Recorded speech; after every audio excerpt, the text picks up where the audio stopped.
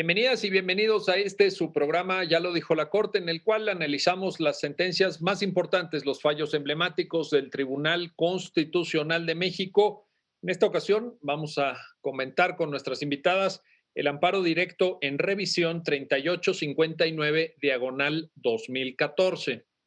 Esta es una importante sentencia de la primera sala de la Suprema Corte de Justicia de la Nación que nos va a permitir reflexionar sobre un conjunto de temas vinculados en términos generales con el derecho de familia, específicamente con los procesos de adopción, el ejercicio de la patria potestad y también, desde luego, los derechos de las personas con discapacidad. Para entender los alcances y que nos compartan sus comentarios en el programa alrededor de esta sentencia, le doy la bienvenida a Ana María Ibarra. Ana María, un gusto recibirte en tu programa. Muchas gracias, Miguel, por la invitación. Siempre es un gusto estar aquí. Y para nosotros es un gusto todavía mayor recibirte. Y también le doy la bienvenida a María Fernanda Pincus, investigadora del Centro de Estudios Constitucionales de la Suprema Corte. María Fernanda, un gusto recibirte en tu programa. Al contrario, el gusto es mío. Muy buen día a ti y a todos los que nos acompañan. Muy amable. Y pues si quieres empezamos contigo, María Fernanda. Se trata de un amparo directo en revisión que tiene un contexto fáctico, un conjunto de hechos muy relevante para entender lo que posteriormente analizaremos, que es la argumentación jurídica, digamos, la construcción jurídica alrededor de la sentencia. Y te pido que nos ayudes a entender este contexto fáctico, María Fernanda, si fueras tan amable, por favor. Sí, claro que sí. Bueno, este es el caso. Hay dos personas que se casan y tienen un hijo. A los 7 meses de que nace su hijo, el padre tiene un accidente de coche en la carretera y este accidente provoca que se quede en estado de coma por alrededor de 3 meses. Y además sufre lesiones cerebrales severas que permanecen aun cuando despierta del coma. Entonces, bueno, esta situación lleva a que en la familia haya modificaciones, ¿no? El señor se va a vivir con sus padres, quienes se quedan cuidándolo, digamos, en la rehabilitación, en toda la recuperación. La madre se va con el niño a vivir a casa de sus padres y entonces la familia queda, digamos, de hecho separada, ¿no? Luego, a los 2 años del accidente, aunque el señor se va recuperando de algunas lesiones, va recuperando motricidad, sigue teniendo daños en la función cerebral y entonces su esposa decide promover un juicio de interdicción. Esto es un juicio para que alguien más tome decisiones jurídicas en su nombre, ¿no? Entonces, se lleva a cabo el juicio de interdicción y se determina que el padre de este señor va a ser su tutor, va a ser quien va a tomar las decisiones en su nombre. Eh, como consecuencia de este juicio de interdicción y de esta determinación de que el señor queda en estado de interdicción, también se suspende el ejercicio de la patria potestad sobre su hijo, ¿no? El niño chiquito del que hablábamos al principio, ¿no? Eh, y bueno, luego pasa el tiempo y ningún juez determina nada sobre la convivencia entre el padre y el hijo, ¿no? Después, la esposa promueve una demanda de divorcio y entonces ahora sí ya no solamente están separados, sino quedan divorciados, ¿no? En este divorcio tampoco se dice nada sobre la convivencia que va a tener el padre que ahora tiene una discapacidad con el hijo, ¿no? Eh, Años después, la ex esposa, digamos, se vuelve a casar y su ahora pareja promueve una jurisdicción voluntaria, es decir, hay unas diligencias, un trámite para adoptar al hijo. Entonces, inicia este juicio de adopción de este niño, que para este entonces pues, ya tenía como 3 años de edad, si no me equivoco. Esta adopción la promueve el ahora esposo, eh, pues bajo el fundamento de que él es quien convive cotidianamente con el niño, lo conoce casi desde que nació y es quien le está ahí apoyando todos los días y dando sustento, ¿no? Eh, Pone varias pruebas para comprobar cómo está esta relación, esta dinámica, su solvencia económica, etcétera, ¿no? Y se sigue este juicio y eventualmente se, se dan cuenta que no han notificado al padre, ¿no? Entonces ahí el juez ordena a la mitad del juicio que se notifique al padre biológico y se le notifica a través de su tutor, ¿no? Otras personas que tienen intervención en ese juicio va a ser el Ministerio Público, el DIF y la madre, ¿no? A la madre se le pide también que dé su consentimiento para la adopción, ¿no? Ese es ahí un requisito legal, ¿no? Entonces, eventualmente, ya que se notifica al abuelo, que también es tutor del padre biológico, él dice, no, yo me opongo a la adopción, porque mi familia y yo queremos convivir con el niño, ¿no? No lo hemos podido hacer por otras razones, pero queremos mantener esa convivencia, queremos mantener esas relaciones familiares, entonces me opongo a la adopción, ¿no? Y entonces de ahí se determina que entonces ya es un proceso donde hay un conflicto, ¿no? Y ese procedimiento ya no va a ser una jurisdicción voluntaria, sino va a ser un proceso contencioso. En contra de esa decisión de que va a ser un proceso contencioso, el, la nueva pareja de la madre eh, se inconforma y mete una apelación, ¿no?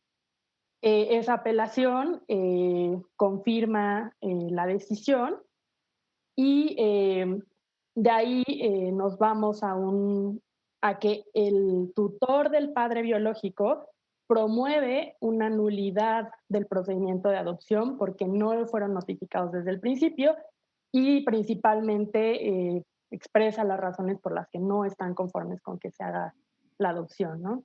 Entonces ahí la nueva pareja de la madre pues contesta la demanda y entonces ahí ya surge como el problema como tal que vamos a ver hasta el final, que es si el tutor, si el padre biológico a través de sí mismo o a través del tutor tiene que dar el consentimiento para la adopción o no. Eh, en este juicio, pues ya nos vamos a que el juez va a determinar que procede la nulidad de esa adopción por muchas razones y de ahí nos vamos al amparo que confirma esa decisión y a la revisión que es la que va a resolver la Suprema Corte, ¿no? Entonces, digamos, toda esta trama es en torno a la adopción de este niño. Muy bien, muchas gracias, Mara Fernanda. Nada más una puntualización. En algún momento de este periplo procesal que acabas de sintetizar de manera muy, muy clara, llaman al padre biológico, ¿verdad? El padre biológico tiene una comparecencia, hay una presencia judicial, digamos, ¿no? Sí, digamos, legalmente lo notifican a través de su tutor, pero él en alguna ocasión va ahí al juicio y manifiesta que tiene un hijo y que tiene deseos de verlo, ¿no? Entonces sí hace por ahí una comparecencia personal. Correcto, muy bien. Bueno, vamos contigo, Ana María Ibarra, para un tema que la sentencia aborda y que desde luego puede ser la clave de comprensión y de entrada al tema que aquí se discute. Cuéntanos, por favor, coméntanos, Ana María, ¿cuál es la diferencia entre suspensión de la patria potestad y pérdida de la patria potestad? Porque parece que ahí estaría el condicionante para que el padre biológico a través del tutor, etcétera, tuviera efectivamente que dar el consentimiento para el proceso de adopción. Adelante, Ana María, si fueras tan amable. Sí, es fundamental, como lo señalas, Miguel, porque uno de los requisitos para dar un niño en adopción es que tenga el consentimiento de quien ostenta la patria potestad, ¿no? Entonces, en este caso era la primera cuestión, pues consistió en determinar si esta persona tenía o no tenía la patria potestad. Y si esta suspensión, como de hecho lo tenía dada su situación de estado de interdicción, podía entenderse como que entonces no tenía absolutamente ningún derecho a decidir sobre su hijo y por tanto la madre simplemente ella podría decir, doy a mi hijo en adopción a esta persona que es ahora mi pareja. Entonces, en la sentencia de la Corte se empieza a hacer una distinción entre lo que es la suspensión y la pérdida de la patria potestad, ¿no? La pérdida de la patria potestad, pues tiene como base el incumplimiento grave de obligaciones que tienen que ver de los padres hacia sus hijos, ¿no? De la responsabilidad parental que tienen estos.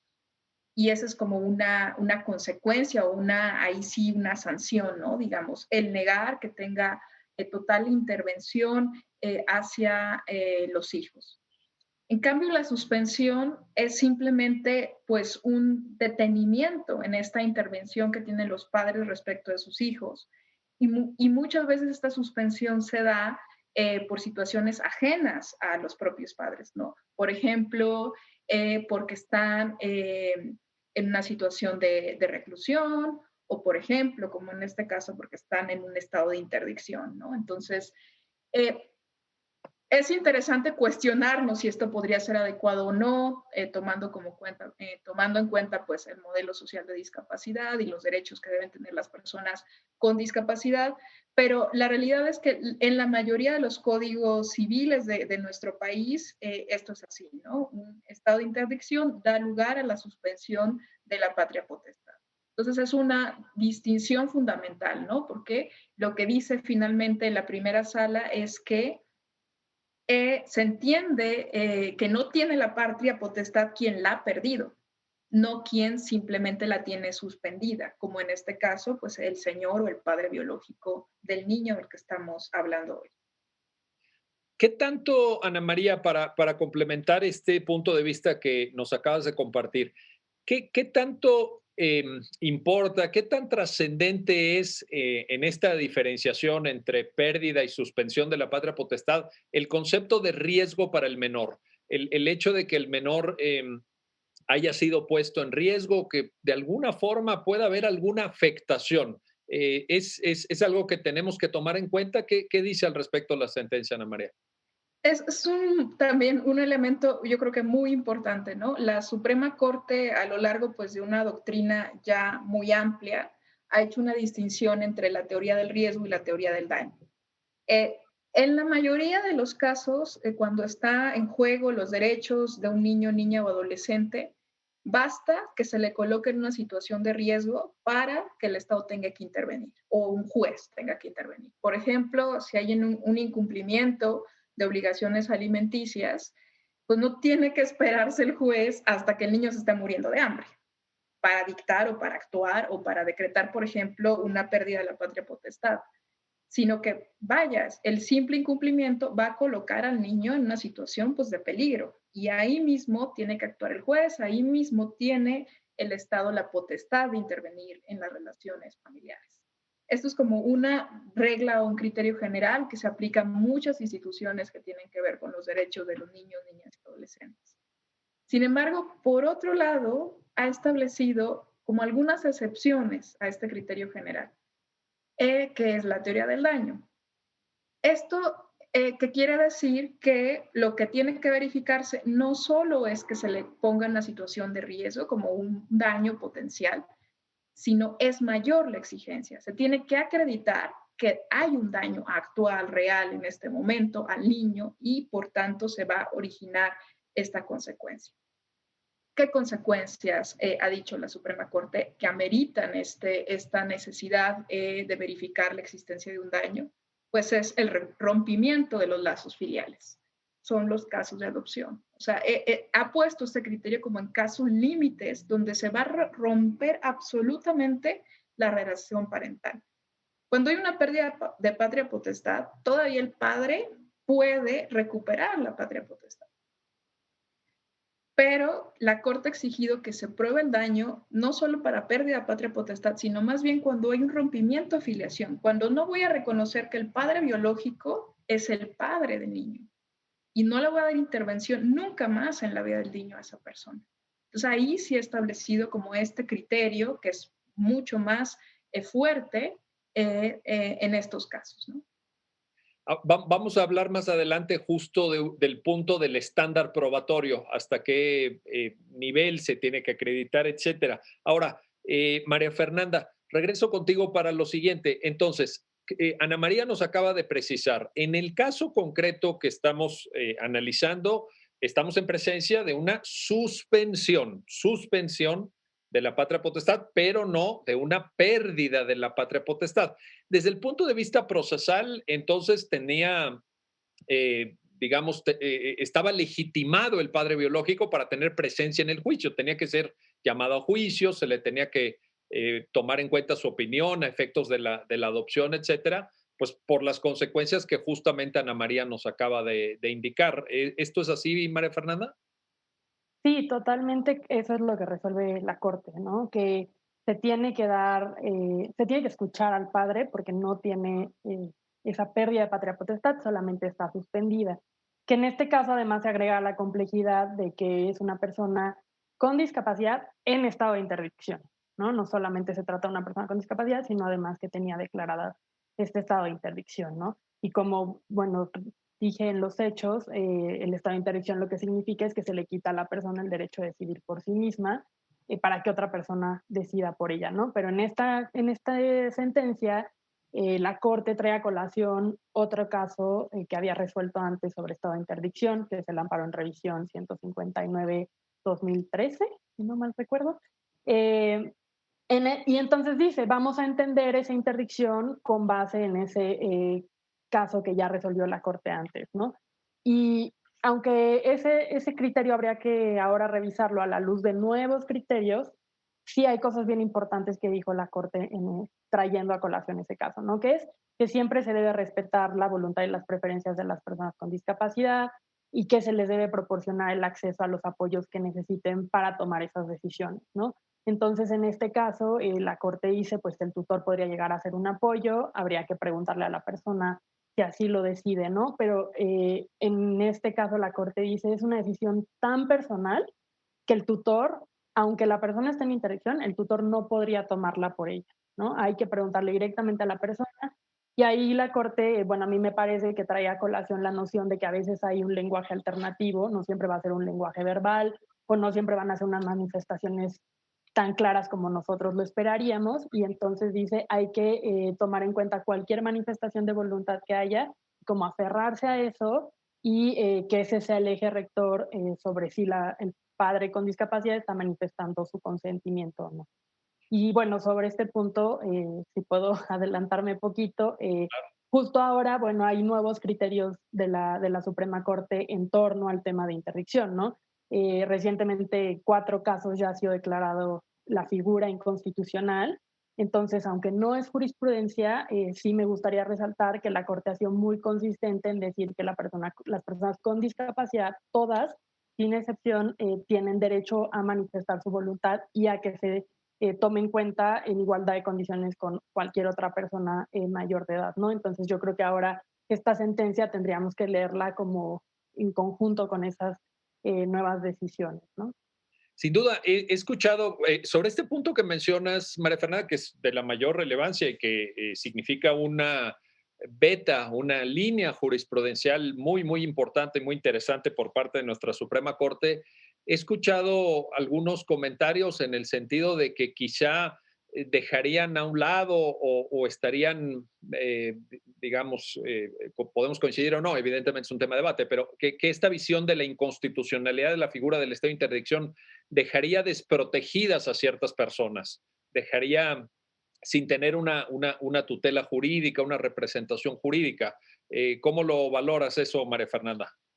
Sí, bueno, yo me voy más por los nuevos criterios de la Corte y por la observación general de lo que ha dicho el Comité de la ONU de expertos en derechos de personas con discapacidad, ¿no? Que es lo que deja en estado de indefensión a las personas con discapacidad es no escucharlas, sino preguntarles, ¿no? Que era a mí lo que me llamaba la atención cuando veía los hechos de este caso, ¿no? A un señor le van a quitar pues, o sea, ya no va a ser padre de su hijo porque lo va a adoptar alguien más y no lo invitan a la fiesta, ¿no? O sea, no le preguntan qué opina. Cuando ya en algún punto dicen, sí es cierto, tenemos que preguntarle, le preguntan al tutor, ¿no? Y entonces vemos que toda la indefensión, toda la violación de derechos se genera a partir de la interdicción, ¿no? Y bueno, ahí la Convención sobre Derechos de Personas con Discapacidad además nos da dos respuestas. O sea, la Convención nos dice no queremos dejar en estado de indefensión a nadie. Lo que queremos es garantizarle el derecho a que puedan hablar por sí mismos y les vamos a dar estas figuras de apoyo que son personas, por ejemplo, que les pueden explicar en un lenguaje más accesible, que les pueden ayudar a procesar cuáles serían las consecuencias en su vida en específico sobre las decisiones que pueden tomar. Entonces dice, vamos a darle apoyo y además vamos a establecer salvaguardias judiciales para impedir que esas personas de apoyo ejerzan una influencia indebida. Lo que más te conviene es venderte tu casa a mí $1, por ejemplo. Y también vamos a evitar que haya ahí conflictos de interés, ¿no? También no voy a opinar sobre algo que a mí me conviene, ¿no? Entonces, pues yo creo que la convención nos está dando el derecho a la capacidad jurídica y con 2 garantías para no dejar en estado de indefensión: apoyos y salvaguardias, ¿no? Entonces, pues sí, yo me quedo con el modelo social que justamente esto es lo que dice, ¿no? Oye, y esto que mencionas es muy importante porque parte del hecho que tendría que ser obvio y tal vez no siempre lo es, de que nos tenemos que tomar en serio todo el derecho, todo, incluyendo convenciones, tratados internacionales, y ser muy cuidadosos en este tipo de casos, porque una cosa que mencionaste al principio y que vale la pena en recordar es que hay diversos pronunciamientos judiciales a lo largo de este largo periplo procesal que descuidan, por ejemplo, el derecho a la convivencia entre el menor y su padre biológico. No se había determinado un régimen de visitas, un régimen de convivencias, que también es algo básico, ¿no? Es decir, si vas a establecer, por ejemplo, en el caso del divorcio, pues algunos elementos, pues, oye, y quién es el progenitor, o cómo lo va a ver, o cuándo lo va a ver, etcétera, en fin. Me parece que este comentario va en el sentido de que tenemos que ser muy cuidadosos. Aquí está en riesgo la vida de las personas. La sentencia, de hecho, menciona este carácter también que Ana María mencionaba un poco, la irreparabilidad de la disolución de la patria potestad y del régimen de adopción que pues configura una vida nueva realmente para los involucrados. Es una manera de reiniciar. En fin, déjenme hacer una pausa en este momento y regresamos enseguida para seguir conversando con nuestras invitadas sobre el ADR, Amparo Directo en Revisión 3859-2014 y todos estos temas de enorme trascendencia. Regresamos enseguida.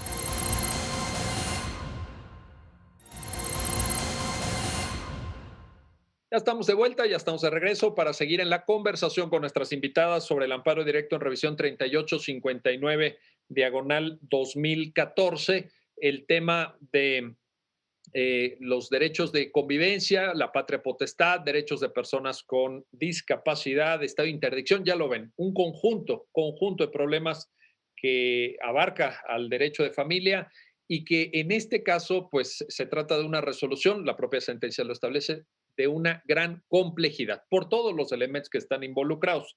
Y quiero ahora regresar contigo, Ana María Ibarra, para plantearte lo siguiente.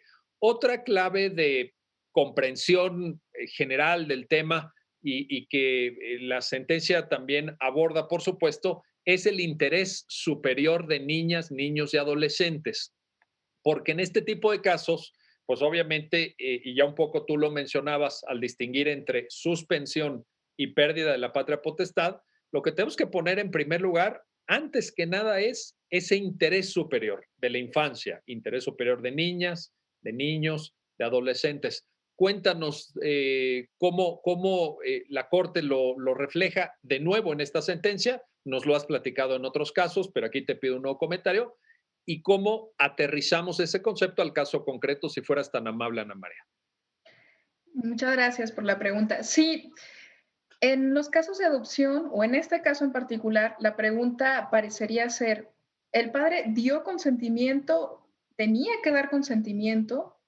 Y la respuesta, bueno, que ya platicamos en la sección anterior, pues fue, no lo dio, no se le preguntó. Y entonces, pues hay quien podría decir, bueno, pues ahí se queda el caso, ¿no? Entonces, no lo dio, no está aceptando la adopción, no hay nada más que cuestionarnos, no hay nada más que zanjar. Y esto significaría entonces decir que los padres deciden absolutamente sobre sus hijos. Pero esto no es así, o que el principio biológico, que las relaciones biológicas son inquebrantables y que siempre debe prevalecer esta realidad, la realidad biológica que tienen los padres con sus hijos. Las convenciones, sin embargo, derechos humanos y la propia Suprema Corte ha dicho, si bien existe un principio de mantenimiento de las relaciones biológicas, este no es inquebrantable, sino que sí puede tener una excepción. Y lo mencionábamos anteriormente, esta excepción es que se le genere un daño al niño. Entonces, se tiene que mostrar que de quedarse el niño con ese padre biológico se le generaría un daño. Esto es el interés superior del niño, esto es proteger al niño, ¿no? Como hemos mencionado en otros programas, pues este principio lo que nos dicta es que en toda contienda judicial o de decisiones públicas se tiene que optar por aquello que es mejor para el niño, niña o adolescente. Y pues, ¿qué es mejor para un niño? Pues, quién sabe, o sea, depende siempre de las circunstancias del caso, ¿no? Depende de analizar, de ponderar, pues todo el cúmulo de factores que rodean el caso. Entonces, en este caso del que estamos platicando, pues lo que tenía que determinarse es si que el niño mantuviera su relación con su padre, que es una persona con discapacidad, que sufrió un accidente grave, que no le permite como tener toda su capacidad cognitiva. ¿Eso le afecta al niño de alguna manera? ¿Eso le está generando un daño? Esa es la pregunta central que tiene la Corte en este caso.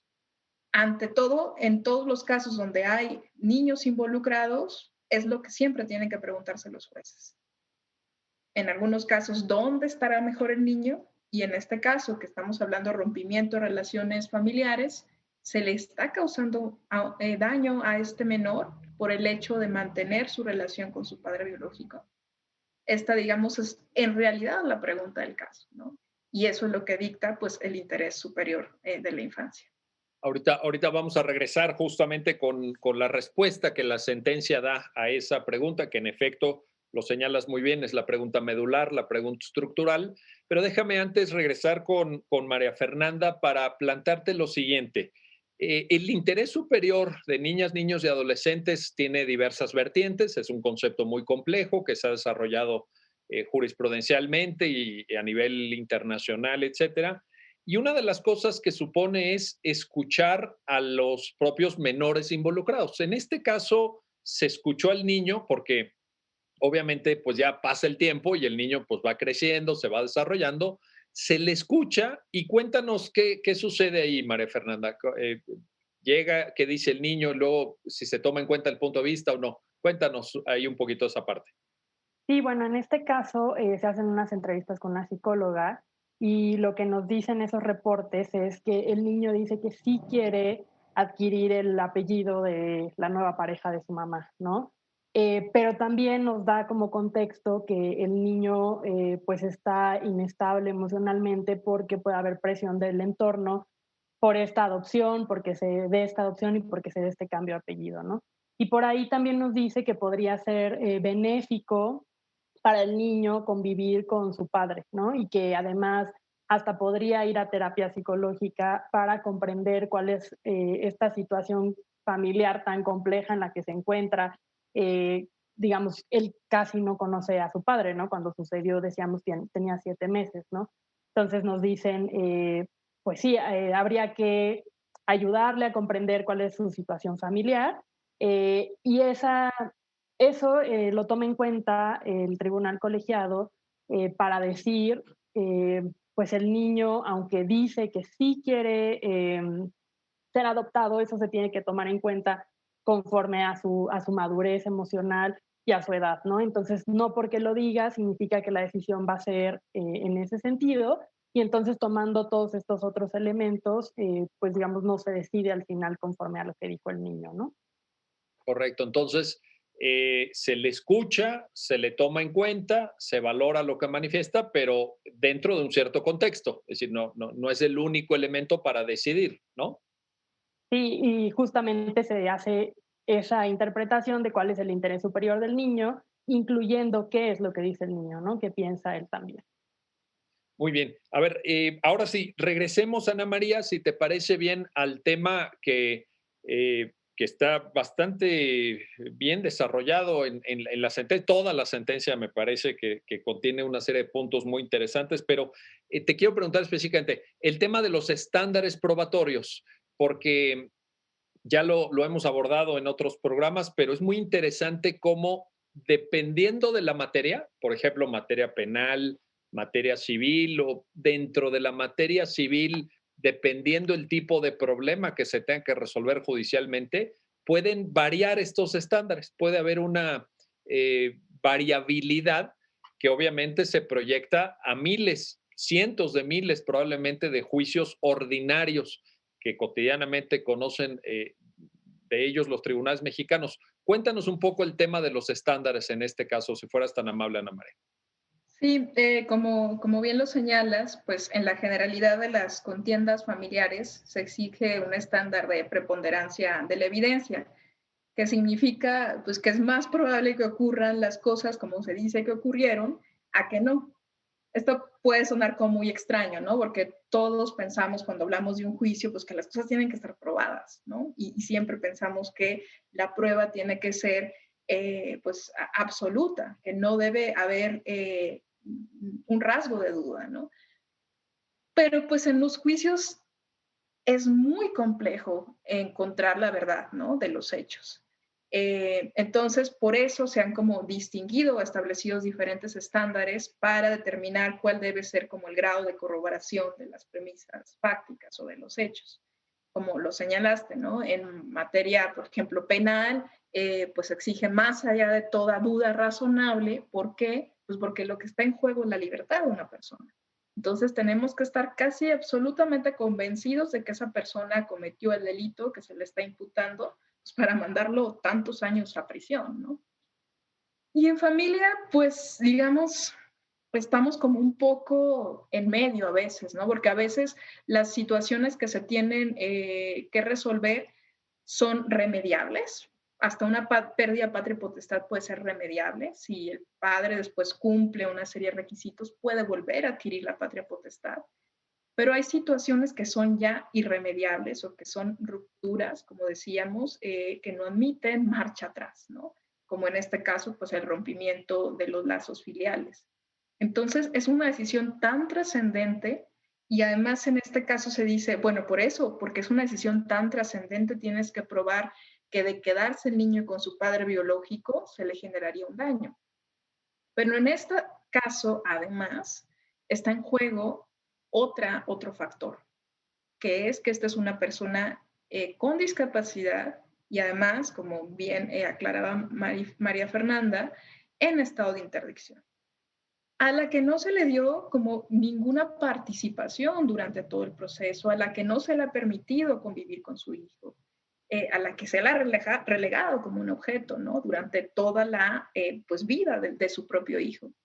Entonces, en ese sentido, una forma como para remediar como esta situación de vulnerabilidad en la que se encuentra el padre con discapacidad es exigir además que el rompimiento de los lazos familiares provocado por esta circunstancia está probado o el daño que le podría generar al niño convivir con su padre biológico o tener a su padre biológico que es una persona con discapacidad, pues se tiene que probar de una manera clara y convincente. ¿Qué quiere decir esto? Pues, vaya, no así como más allá de toda duda razonable, pero digamos como algo intermedio entre es más probable que sí le cause un daño a que no, digamos, es un estándar intermedio entre estos dos factores. Y esto, pues no es que se lo invente la Corte Mexicana como en este caso, ¿no? En realidad esto es un estándar que ha sido así establecido como por otros tribunales, por el derecho comparado en Estados Unidos, cuando se ha hablado de personas con discapacidad. O sea, por ejemplo, pensemos, no es un caso que haya resuelto la Corte, pero cuando se le niegan a las personas con síndrome de Down la posibilidad de ser padres. Esto presumiblemente tiene detrás pues una serie de prejuicios, ¿no? Que estas personas no pueden ser buenos padres. Y pues estos prejuicios pues tienen como base pues la discriminación, ¿no? Entonces, ¿de qué manera vamos a realmente verificar si pueden ser o no buenos padres o si le pueden generar un daño a sus niños? Pues a través de estos estándares, ¿no? Entonces, los estándares se vuelven como formas de protección al final, ¿no? De cómo tiene que el juez analizar las cuestiones para que, por un lado, no perjudique o dañe la dignidad de las personas con discapacidad, pero por otro lado no descuide lo que es el centro de la controversia, que es el interés superior de la infancia. Hay veces que cuando los autores analizan este tema de los estándares, acostumbran a poner casi como números, ¿no? Por ejemplo, el estándar prevaleciente en materia civil puede ser un 51%. Hay una nota a pie de página en la sentencia incluso que cita este punto de vista de alguna parte de la doctrina. En materia penal sería como un 90%. ¿Dónde estaríamos aquí, Ana María? ¿En un 75? ¿Te Pues atreves, ponle. te atreves a ponerle un número? Si le podemos poner un número, pues sí, ¿no? Algo entre 51 y 90, ¿no? Podría ser, sí, un 70%. Algo que nos dé, pues, esa convicción, ¿no? Clara, ¿no? De que las cosas son de ese modo. Sí. Oye, a ver, déjame regresar contigo, María Fernanda, para un punto que estaba señalando Ana María, que me parece la mayor relevancia y la sentencia lo aborda.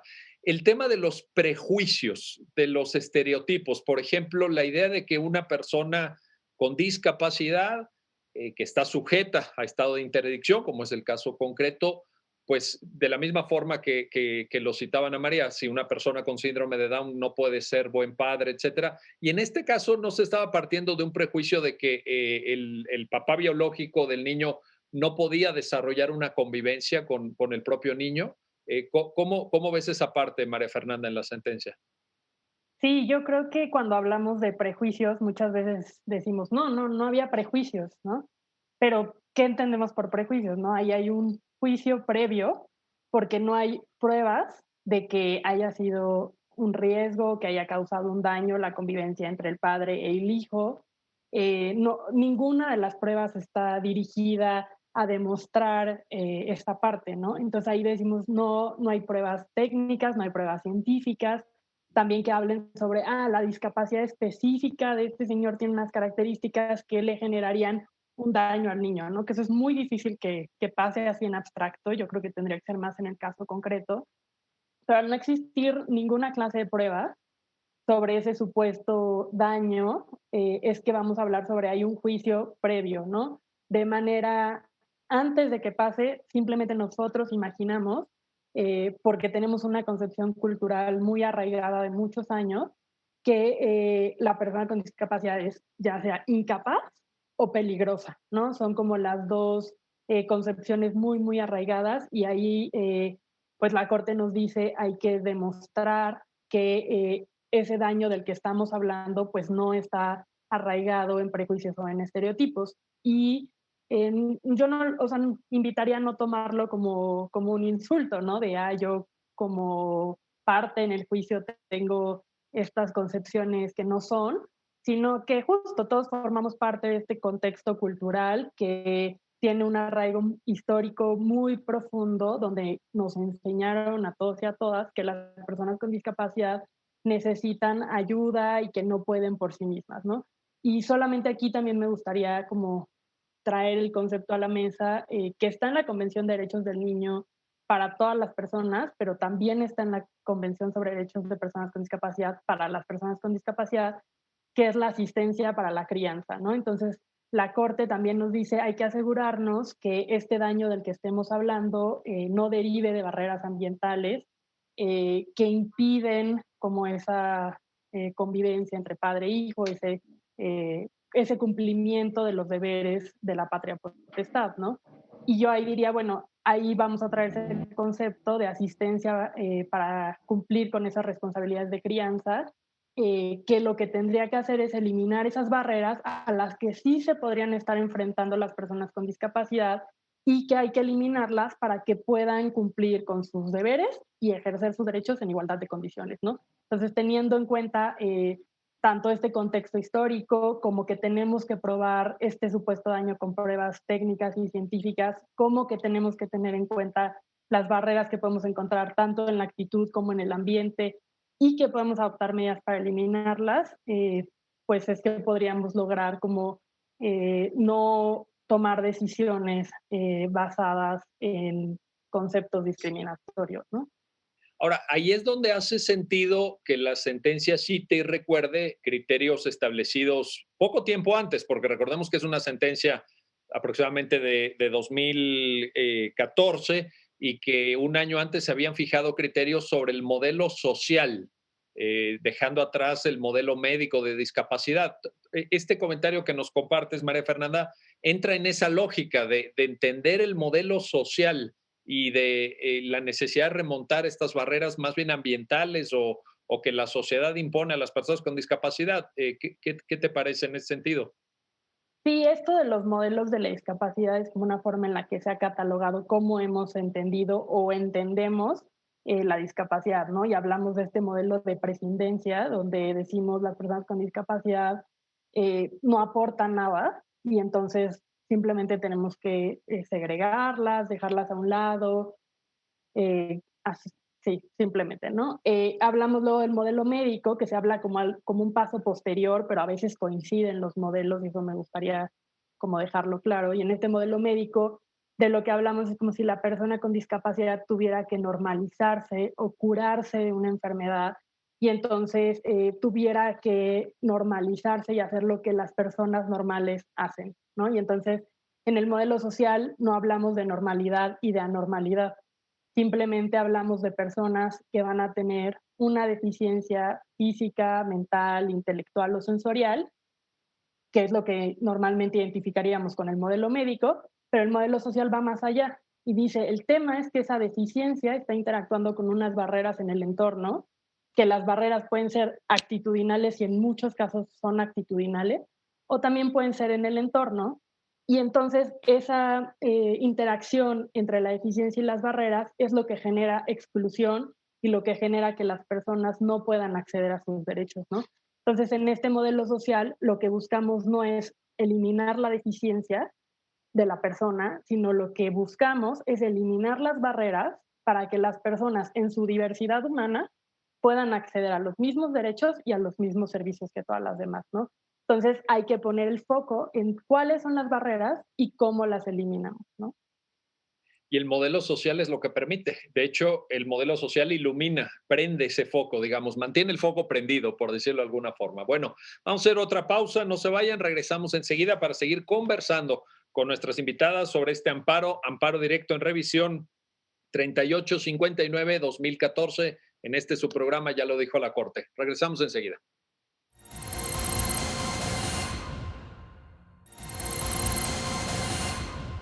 Ya estamos de vuelta, ya estamos de regreso para seguir en nuestra conversación con Ana María Ibarra, con María Fernanda Pincus sobre este amparo directo en revisión 3859-2014, temas de patria potestad, derecho de familia, derechos de personas con discapacidad. Y quiero regresar contigo, Ana María, para eh, dar un paso más en el comentario que María Fernanda nos compartía antes de la pausa sobre estas barreras actitudinales. Yo creo que el tema del estándar probatorio, que tú misma también nos ayudaste a entender y que relataste muy bien, pone de manifiesto estas barreras actitudinales, es decir, como que partiríamos de la idea de que si el padre biológico tiene una discapacidad eh, importante, está sujeto a esta interdicción, pues en los juicios ordinarios descartaron el derecho de visita y convivencia, en el proceso de adopción no se preocuparon por llamarlo, o sea, hay efectivamente ahí yo lo que veo es un prejuicio y la iluminación que da el estándar probatorio en relación a que, no, dice la Corte, a ver, pero demuéstrame que hay un daño, que hay en efecto un daño, no que partas de ciertos presupuestos o preconcepciones. ¿Cómo lo ves en esta parte, Ana María, por favor? Y sí, es lo que está detrás, creo yo. La Corte en este caso dice, a ver, cuando estamos debatiéndonos si una persona con discapacidad puede ser padre, madre o no, tienen que mostrarse tres cosas. Tiene que mostrarse uno, que esa paternalidad le podría generar un daño al niño, niña o adolescente. Dos, que no está detrás en realidad un prejuicio o una estigmatización. Y tres, que más bien la imposibilidad que ha tenido el padre para atender las necesidades de su hijo o hija tienen que ver con estas barreras sociales o actitudinales. Entonces, son todas estas cosas sobre las que la Corte llama la atención que hay que tener presente cuando estamos hablándonos o cuestionando la paternalidad o maternidad de una persona con discapacidad. Y creo que totalmente, ¿no? Vienen muy, muy a cuento en estos casos. ¿Por qué? Porque creo que todos tenemos como detrás esta idea de, pues si es que si tiene discapacidad, no tiene nada que aportarle a su hijo. No lo va a poder guiar, no le va a poder, o como decía María Fernanda, incluso puede ser hasta un peligro, no lo va a poder cuidar. Un niño necesita como muchas atenciones, muchos elementos para que pueda crecer y desarrollarse, y de antemano decimos, una persona con discapacidad no puede darle nada a su hijo. Y pues es una idea pues falsa, en principio. O sea, es totalmente falso que una persona con discapacidad no le pueda brindar, primero, lo que es más importante, ¿no? Para un niño, pues que es el amor, el cariño, la presencia, el afecto. Y que más bien, si no puede cuidarlo, si no puede estar, digamos, evitar que un niño, por ejemplo, se haga daño o se caiga, pues tal vez es porque no hay todo un modelo de asistencia que ayude a esta persona con discapacidad a que pueda desarrollarse como tal. Y otra cosa que creo que tiene presente la Corte en este precedente y en otros es que pues, el Estado ni los jueces le pueden asegurar a los niños los mejores padres posibles. Lo menciona expresamente, esa parte me gustó mucho. Hay una frase que lo dice, qué bueno que lo recuerdas. Lo que tenemos, digamos, pues son realidades muy complejas, ¿no? Y no solo porque se traten de personas con discapacidad. Hay padres que enfrentan enfermedades de otro tipo, hay padres que no tienen recursos económicos, hay padres que son violentos. Es decir, todo esto tiene que despojarse prejuicios primero y tenemos que asegurarnos, pero con evidencia técnica, que esto le puede generar un daño al niño, no simplemente asumirlo, ¿no? Entonces, hay otra cuestión que fue debatida cuando se discutió este caso en la primera sala, si también se puede hablar de la multiparentalidad, ¿no? Y a mí me sigue quedando la duda, sobre todo en este caso, ¿no? Porque tenemos por un lado un padre, bueno, que no tenía, que se estaba haciendo como cargo de este niño durante ya varios años, que tenía los deseos de su padre, de darle sus apellidos, pero por otro lado este padre biológico que había sido relegado absolutamente de la vida de su hijo. Y la pregunta también puede ser planteada en el sentido de, ¿y no puede tener dos padres? Tal vez, pero ¿por qué no puede la otra persona también integrarse? Pues como lo es, ¿no? Como la pareja, pues de su esposa, la pareja de la mamá del niño, y la realidad es que tiene otro padre. Tiene un padre que sufrió un accidente, tiene un padre que a lo mejor no puede ayudarlo en todas las decisiones que tiene que tomar él como niño, pero a lo mejor sí puede darle afecto y acompañado como de sus papás, de sus abuelos, de ciertos apoyos, pues sí puede ser un padre presente, ¿no? Entonces, pues creo que es importante y es difícil, pero hay que hacerlo, pues despojarse de todos estos prejuicios, de todo este modelo que tenemos como en la cabeza de que las personas con discapacidad no pueden ser buenos padres. Ahora, esto da cuenta de un derecho de familia en evolución y creo que ya te lo he preguntado varias veces en el programa, Ana María, pero ustedes desde el Centro de Estudios Constitucionales han hecho un gran trabajo de sistematización y de actualización de criterios, han traído expertos internacionales, han organizado eventos, han hecho publicaciones, el libro que tú coordinaste sobre la constitucionalización del derecho de familia, que siempre que puedo lo recomiendo y es una lectura obligatoria en este tipo de discusiones, da cuenta de una evolución. Lo que no sé, y creo que ya te lo he preguntado varias veces, pero lo que no sé si esto transmina, esto trasciende a jueces que en la jurisdicción ordinaria, en el día a día del derecho de familia, están atiborrados de casos, están con una carga de trabajo y haciendo muchos de ellos, seguramente no todos, pero muchos de ellos un trabajo heroico, hay que decirlo también con sus letras. Están haciendo un gran esfuerzo por entender esta complejidad de la familia y siento que hace falta, obviamente este programa quiere ayudar y quiere abonar en eso, como lo hacen ustedes en el Centro de Estudios Constitucionales, difundir más, que transmine, que baje a la cultura jurídica, porque no podemos esperar que llegue el caso a la Suprema Corte, es decir, ¿cuántos casos llegan a la Suprema Corte año con año? Finalmente son muy pocos. Tenemos que operar desde abajo, desde las bases, desde la jurisdicción ordinaria. ¿Tú cómo lo ves, Ana María? Bueno, primero muchas gracias por la mención al Centro de Estudios Constitucionales y ahí vean en la página pues, las publicaciones y cuadernos de jurisprudencia que estamos generando.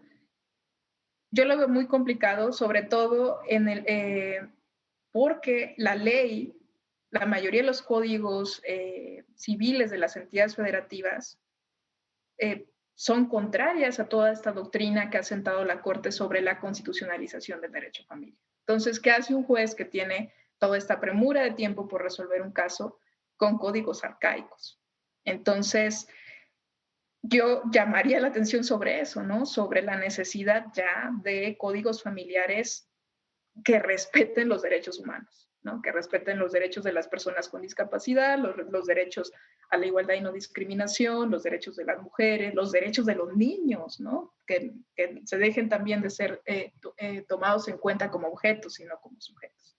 Es muy complicado para un juez también ordinario, a nivel ordinario, pues cambiar todas estas decisiones con leyes que dicen pues justamente lo contrario. Pues desde aquí hacemos un respetuoso, pero muy firme y muy claro llamado también, en respeto desde luego a la división de poderes, pero a los legisladores. Los legisladores necesitan involucrarse. La modernización del derecho en parte se da a través del sistema de precedentes, pero necesitamos buenas leyes. Necesitamos buenas leyes que pongan las bases de la normatividad para este tipo de evolución, que por otro lado es una evolución indispensable para la sociedad mexicana. La sociedad mexicana lo requiere, lo necesita y los legisladores estoy cierto que estarán ahí para apoyar este trascendente cambio. Voy contigo, María Fernanda. Nos estamos acercando ya al final del programa, nos quedan todavía unos minutos, pero cuéntanos específicamente entonces, ya Ana María nos hablaba de los estándares de prueba, no queda acreditado desde el punto de vista probatorio que la convivencia entre el padre biológico y el niño pueda generarle un daño al niño y cómo se da ya la parte resolutiva de la sentencia. María Fernanda, si fueras tan amable. Y bueno, la primera sala lo que hace es modificar la sentencia que se estaba recurriendo. Eh, Reitera la improcedencia de la adopción del menor, pero aquí también pone atención en que se tiene que fijar un régimen de convivencias entre el niño y su padre, evaluando todas estas circunstancias que, digamos, la Corte no tiene a la mano, digamos. Y también tiene que determinar si el padre biológico tiene bienes para cumplir con sus deberes de obligaciones alimentarias, que también es algo que se había dejado de lado.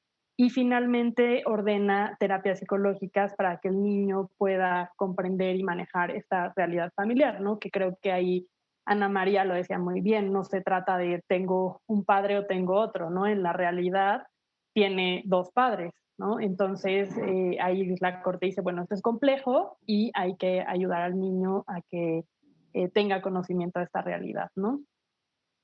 Ahora, en este punto también vale la pena recordar el concepto que decíamos hace unos minutos de que la persona directamente obligada al cumplimiento de la obligación alimentaria, en este caso el padre biológico, pueda contar con el apoyo de la familia extendida. También hay una mención por ahí en la sentencia a esta cuestión de, en reflejo del modelo social de discapacidad, que la familia extendida María Fernanda, te pregunto, pueda también apoyar, ¿no?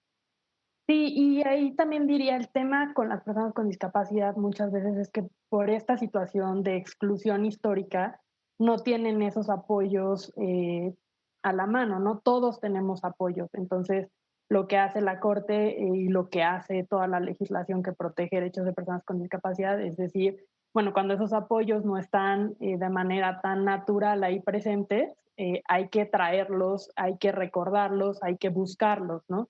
Entonces, claro, estas obligaciones familiares, estas obligaciones de dar alimentos, como con otras personas que podrían tener bajos recursos económicos, pues se puede hacer uso de, de la familia, ¿no? Igual para los apoyos para la crianza. Entonces, solamente para decir, no es distinto a lo que sucede con otras personas, solamente a veces hay que hacerlo más evidente con personas con discapacidad, ¿no?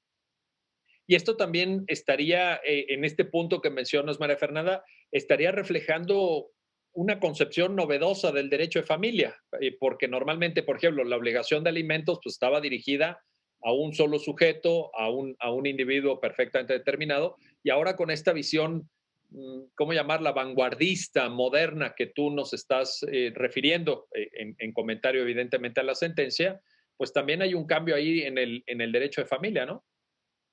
Sí, creo que justamente hay que, o sea, hablamos como de familias más complejas, más grandes, y, y hablamos de esta asistencia a personas con discapacidad, pero sí me gustaría como dejar claro que no significa como más derechos o más privilegios, sino significa que todos tenemos redes de apoyo y hay que hacer uso de ellas, ¿no? Y a veces simplemente la ley tiene que dejar claro que digamos que existan esos apoyos no significa que las personas no estén cumpliendo con sus deberes o que por eso ya no tienen derecho a cosas, ¿no?